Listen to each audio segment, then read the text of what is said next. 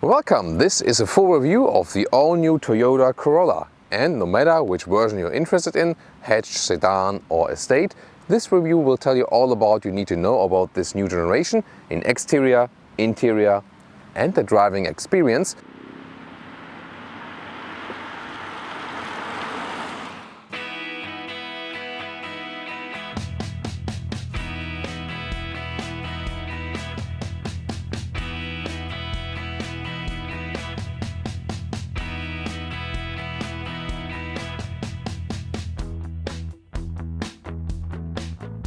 Please subscribe to us if you haven't done so far, and thank you so much if you have already done so. The front of the all-new Corolla, it also depends on which version you have, so hatch, estate, sedan and even sedan in Europe or in the US. Yeah, sometimes maybe a little bit strange. As for the design strategy, it's best to check out our other review where we have also the other versions to really compare them. Then this X shape there in the front, really interesting. Blue Toyota logo because this one is the hybrid, so more about the engines. New very slim headlamps come with LED and optional even the matrix LED for the high beam. There's also new architecture under the skin, so-called TNGA platform, supposed to be a little bit stiffer, a little bit more agile in the driving. And the color here for today is called Phantom Brown. Yeah, I mean, there are of course also other colors available if you fancy that. Generally, what I found quite peculiar is that we have this very strong and sportier lower grille. That is definitely more aggressive than before, and you can see it's also a little bit wider than before in this generation. 4.65 meters, 15'3" or 183 inches is the length of the Corolla Estate. It's 26 centimeters longer than the hatch. Also wheelbase, a little bit longer here for the Estate and also for the sedan version, so 3 versions overall. You can take a look at all 3 versions in comparison in our other episode. We will also link it in the video description and in the pinned comment, so be sure to check that one out after watching this one. Here comes with optional 18-inch wheels. They look quite sporty in this B-color scheme. Very beautiful. Hybrid logo here for the hybrid version. Then we have the chrome frames at the top part. Lower part, just the plain black one. Rather flat door handles right there. And then we see the dropping line here, and the Estate of course continues right there. On the one hand, it might be the less sexy version if you compare it to the hatch and sedan design-wise, but of course this has a lot of advantages to it when we come to the interior very soon. So tell me, which one would you go for? Hatch, Estate or a sedan?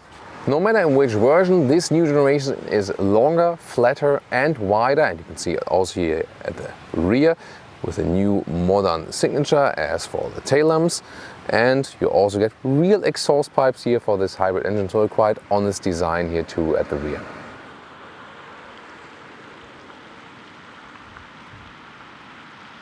Engines: 1.2 liter turbo petrol engine, 116 horsepower, 1.8 liter naturally aspirated hybrid, 122 horsepower, then the 2 liter hybrid, this is the one we see here with 180 horsepower or 168 in the US, and this is about 7.9 seconds in the acceleration figure, 200 kilometers or 62 miles an hour. And in the US you can also get this 2 liter naturally aspirated engine just without the hybrid with direct injection. That would be another possibility, but hybrids of course the unique selling point. And you can see here 4 cylinders.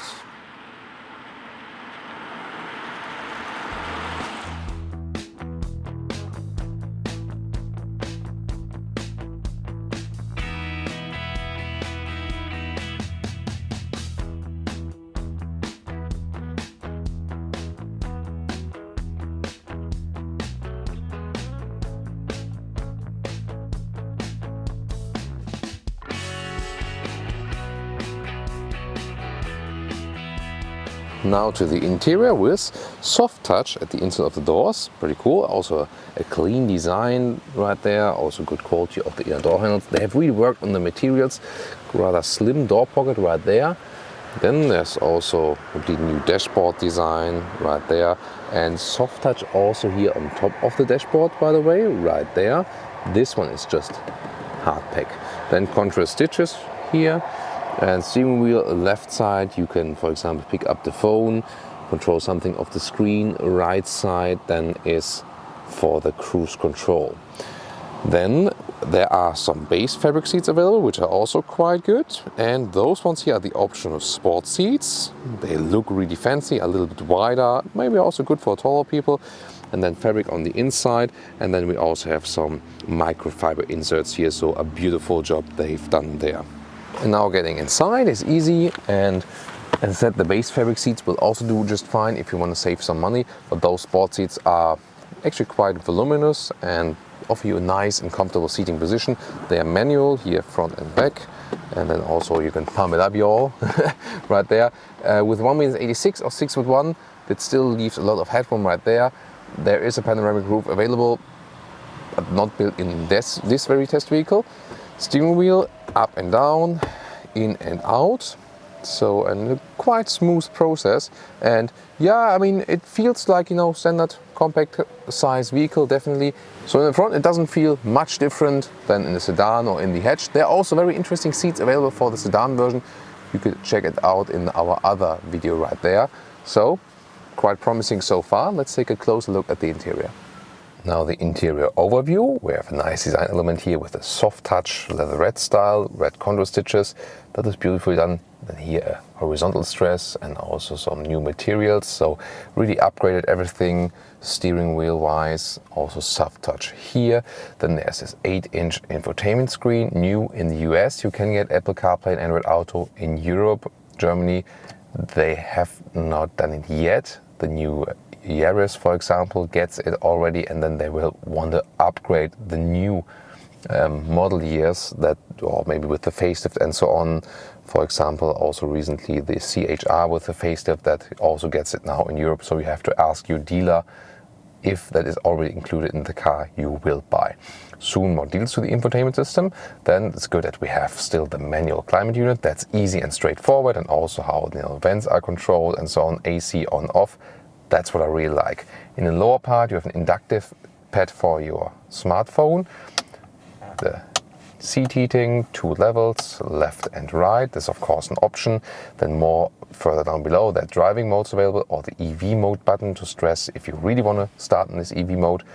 Then the automatic shifting lever, electric handbrake. Oh, and then, you know, just a couple of minutes ago I had a failure of the electric handbrake, and the car wouldn't start actually because it says the electric handbrake would be failing. So I had to shut down the car, open door, close it again, then lock the car. So then there was a reset basically being done, and then it worked again. Yeah, but that was a strange moment. Then the cup holders here, not adaptive. And last but not least, this middle console with a nice leatherette cover. Could be better attached. And then underneath there's reasonable space inside, and another charger for the USB. And then to those instruments you also get one with a small screen as base, but here then with the 7-inch screen in the middle, and you can see the great fuel economy, for example. And on the left side you have a standard RPM meter, and on the right side the fuel status. Now the infotainment up close. The software is, yeah, let's say quite simple and pretty much outdated. Not that responsive as well, so I cannot really recommend it. As for the GPS, it does have the basic functions. The phone I would just connect now with normal Bluetooth, but the best is really when you have the Apple CarPlay and Android Auto support, and then just use everything of that system, because other than that the system is really not that helpful. Maybe the visualization here, we can take a look at that while driving, how it, you know, works, like with, you know, recuperating and the battery power and so on. This will be quite interesting. Volume knob still here, and then a tune knob. But the main question is, of course, does it also work with zooming in at the map? No, it does not. So just for the music, for the radio, that's not that helpful then. Well, and the rear view camera doesn't have the best resolution, but we have to admit it goes wide, you know, all the way across the screen, so it's actually quite okay, and of course very helpful. Standard feature as for all new vehicles now, of course, in the US, but you can also get it in other markets and usually with a higher trim or as an option. Here, by the way, there's another USB charger in the front, and look at how big actually this back mirror is. So that is really helpful then for the rear visibility. Taking a look at the rear, it's really cool that we also have soft touch here at the inside of the doors on the rear. Hello Volkswagen Golf in the new generation. Yeah, Toyota has that. So, how things change. Then you can see here the front legroom right there is also better than in the hatch. It's of course because this one here has a little bit slighter, longer wheelbase. And again, a nice upright seating position, also with the fabric sport seats here in the rear. And outside ISOFIX, you can already flip the seats from here, but it will be more practical to do that from the trunk. And then the middle armrest, not adaptive, but you have some cup holders right there. And then in this middle console you have 2 more vents, but no USB supply whatsoever. Overall, of course, an increased legroom if you compare it to the predecessor, and quite comfortable headroom wise. This does exactly fit. It's actually quite close because of the design. With 1m86 or 6'1", I can put a hand over my head, but that's basically it. So I think overall we can still very well live with that. Just here to the side, you know, that gets very close. Seems to be like, you know, the roof is like this, and then you should not move your head to the side too much. And I also think, I mean, there's the handle right there, and yeah, this can get close quite easily. You might, crash your head a little bit, so that's definitely a design flaw. So this will indeed get very close. And another design flaw is this one here, the cover for this hanger. I mean, it's like, yeah, that's pretty cheap. So we have a lot of good design and building features in the interior, but some places like this, especially this area, is like, mediocre. Well, let's open the hatch. That is also available all electric. And let's see here, when I just put a cabin trolley in here, how that one fits. Of course, the Estate is really good as for the whole flexibility. You can see here, even that works. And this cover has rails on the side and can be put back like this. So there's a very, very nice and clean solution. Also, you have those rubber pads here, and then the luggage doesn't fly all over the place. Very nice. Then a lot of space underneath. You can also fit a replacement tire in there, and you can already flip the seats from here. Wow, that's just so easy and straightforward. I love that. So very, very well done. Then in the length, this is about 1 meter.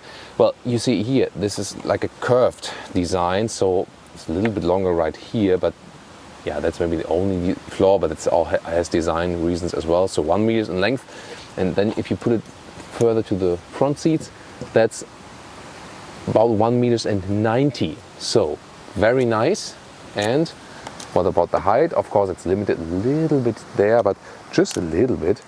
And see here, the total height is about 65 centimeters, and the height to the cover is about 40 centimeters. So, and we can also flip the other side, and yeah, that's of course the big advantage here of the Estate. And we can understand why they do not sell a bigger Estate now in Europe. And I think that's actually quite okay, but because you can fit everything in there.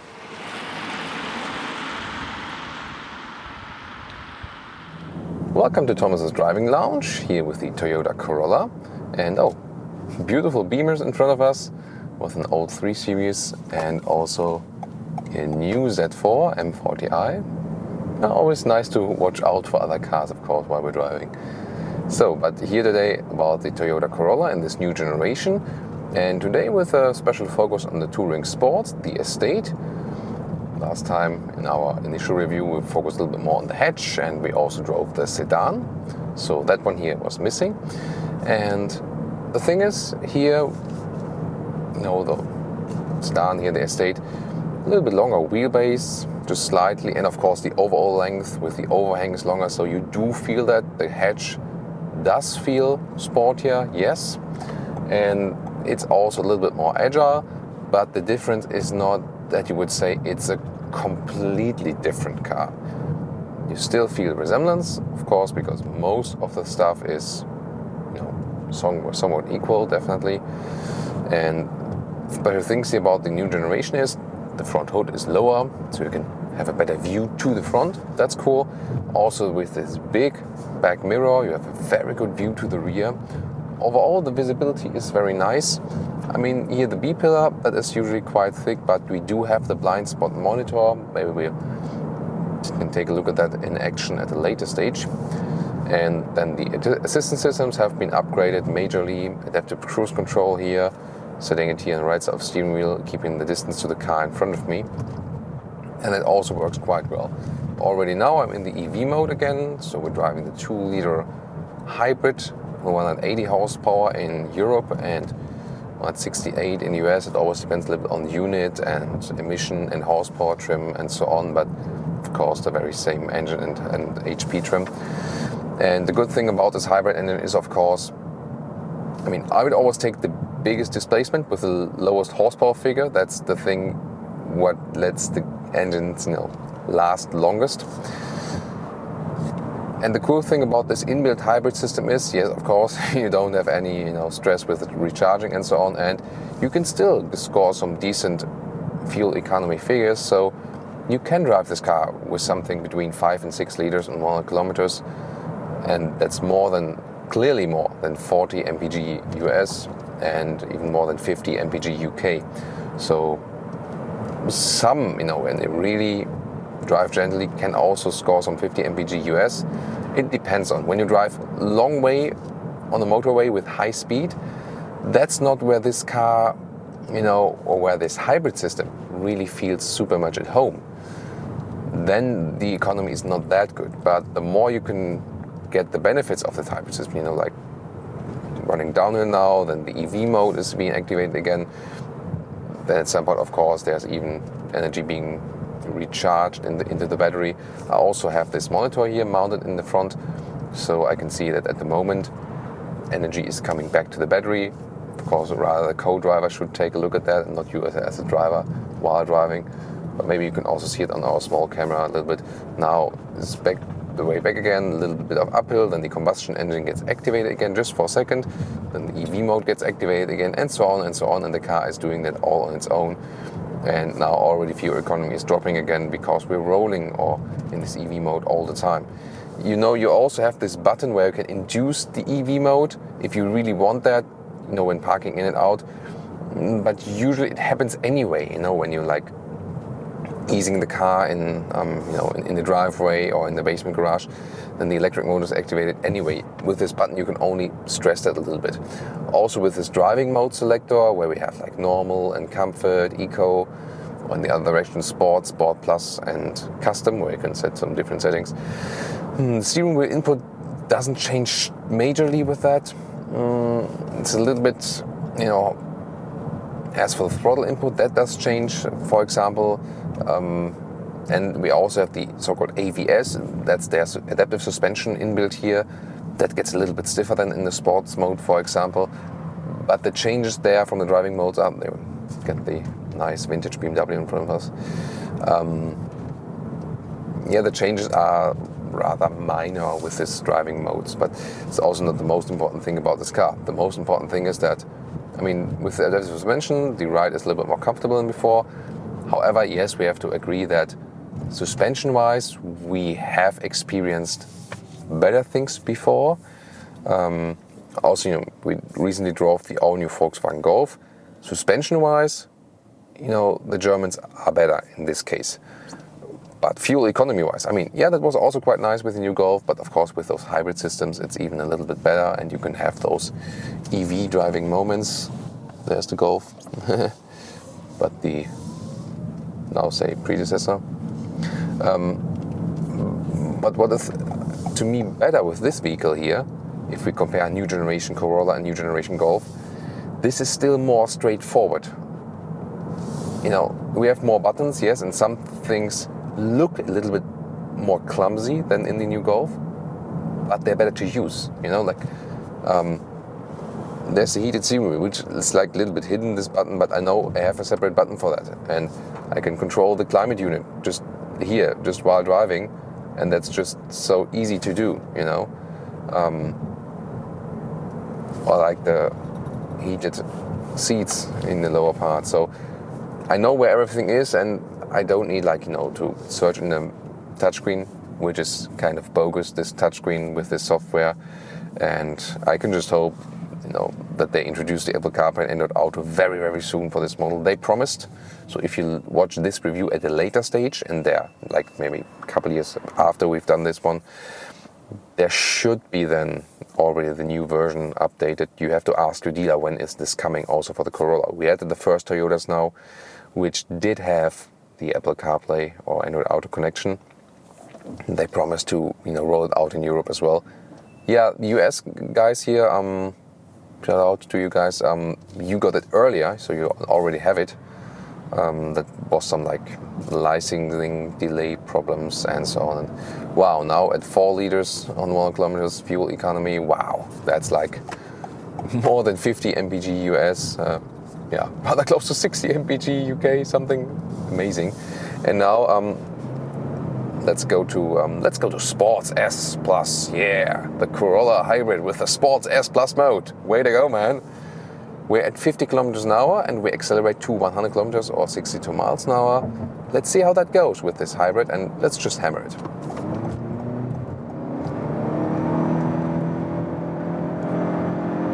That's 100 kilometers an hour. You see, that was actually quite quick, so this displacement is helping us, and of course also the boost from the EV.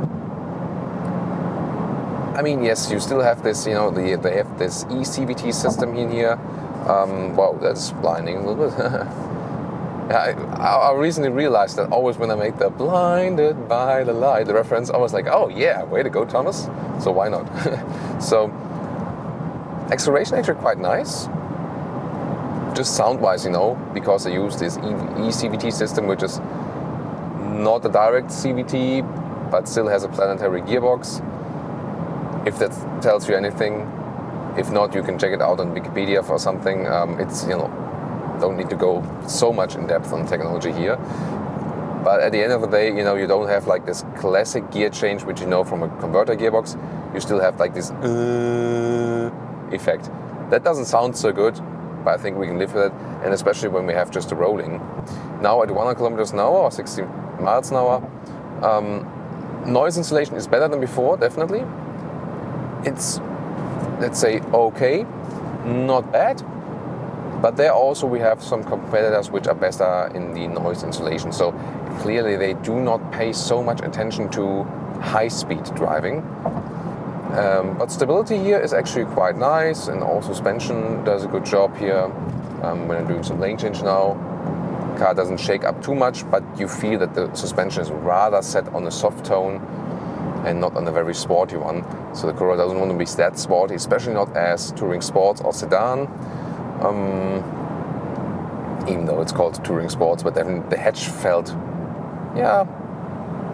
definitely a little bit more agile in this case, but that's also no wonder, definitely. Now here, in this roundabout, see here the steering gets a good feeling. Yeah, quite good behavior. Very neutrally balanced. Doesn't understeer too much. The steering is not super progressive, but I think they really found a nice natural balanced setup. So you have a good connection between driver, the car and the road. So it doesn't feel dead in any zone and it doesn't feel computer game-like.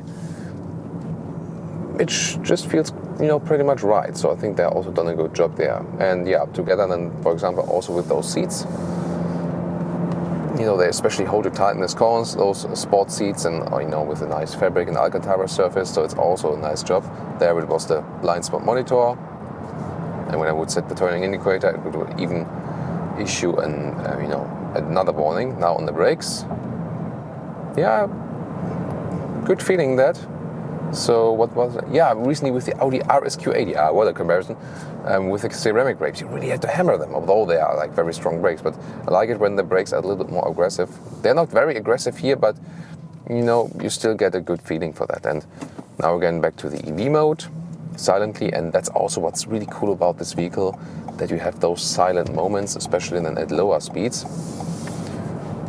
Now again the engine is being activated. And in the US you can also get this very engine just as naturally aspirated one without the hybrid. Yeah, I mean, on the one hand, why not? On the other hand, of course, this inbuilt hybrid system is the thing that sets this car apart from a lot of the other competitors.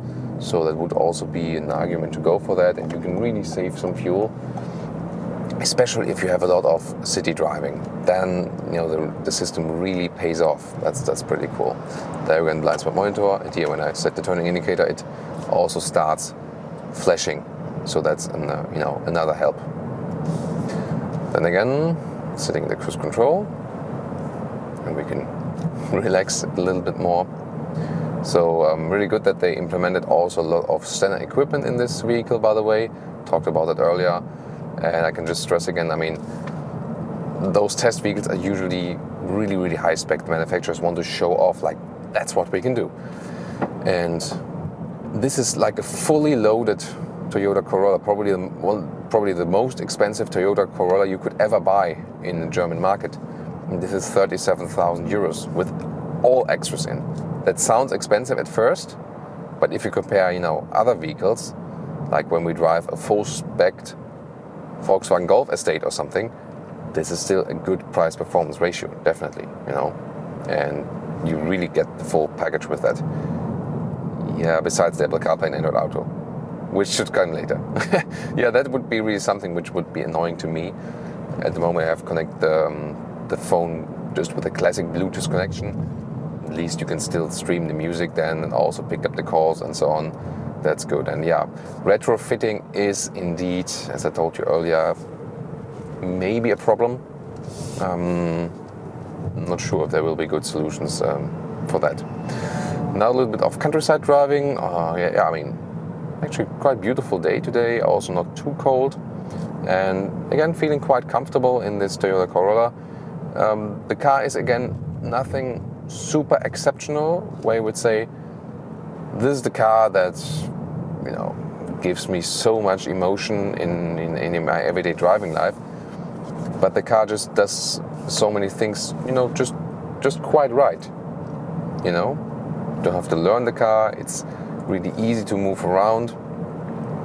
It sets also a very good certain standard, which you can refer to. So definitely feeling quite cozy and comfortable here, and just eased. Some cars, they are demanding something from you. In some cars they have stuff where it's like, oh, that's very annoying, or that's maybe a little bit annoying, and so on. But here everything is it doesn't want to attract attention, and in a way that's definitely good, because it appeals to a lot of people. This is a worldwide bestseller, has been over the past years and even decades. Finally, they also went back to the old Corolla name in Europe and not using this Auris name anymore, which was nonsense marketing-wise, definitely. And we can really say that since there's no bigger estate available now in the European market, this estate here of the new Corolla does replace that, because you have enough space and it already feels quite elaborate in the driving experience. So a lot of small things they have here improved. If you compare it to the predecessor, overall I think a very good package Toyota is offering us here. So as a conclusion then, definitely better than the previous generation in all the single elements. Awesome fuel economy, still now at 5 liters, 1 kilometers. So more than the close to 50 mpg US, more than 50 mpg UK. Steering feel is good. The driving feeling overall.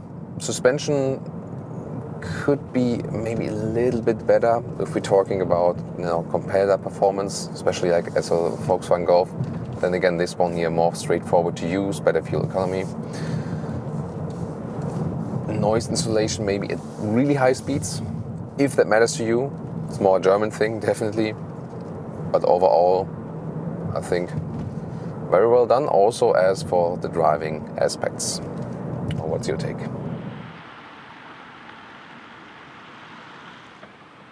And now to our conclusion for today with the all-new Toyota Corolla. Well, in every single aspect this car has been improved. That is quite impressive indeed. Styling-wise, it's also with a fresh new front, definitely. Yeah, the hatch looks definitely sportier than the Estate version here. Yeah, but the Estate then again has so much more practicability. There's a lot of space in the trunk, definitely. There's improved legroom, and of course, if you look at Sedan and Estate, they also in general offer more space and more legroom than the hatch version. That's very important. Interior quality has been massively upgraded if you compare it to the predecessor, and everything is very well and easy to use. Yeah, you know, with the flaw with the Apple CarPlay and Android Auto missing for the European markets, that will be solved quite soon. So if you watch the review here in a later stage, that might already be solved. You have to check with your dealers if it's already available.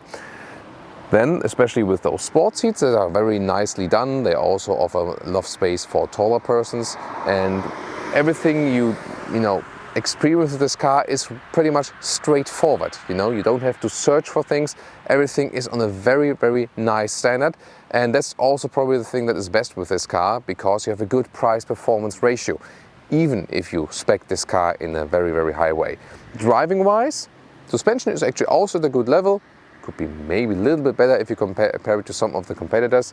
Also the high-speed noise insulation, but then again, on most levels, this car is also very good as for the driving experience, especially again in the fuel economy. If you look at this hybrid system, that worked very, very well once again today. So what's your take here on the all-new Corolla generation? Please leave us your feedback and also tune in next time, and especially be sure to check out the other Corolla review where we have the hatch and the sedan in the driving, and also more impressions and even more information about this all-new generation.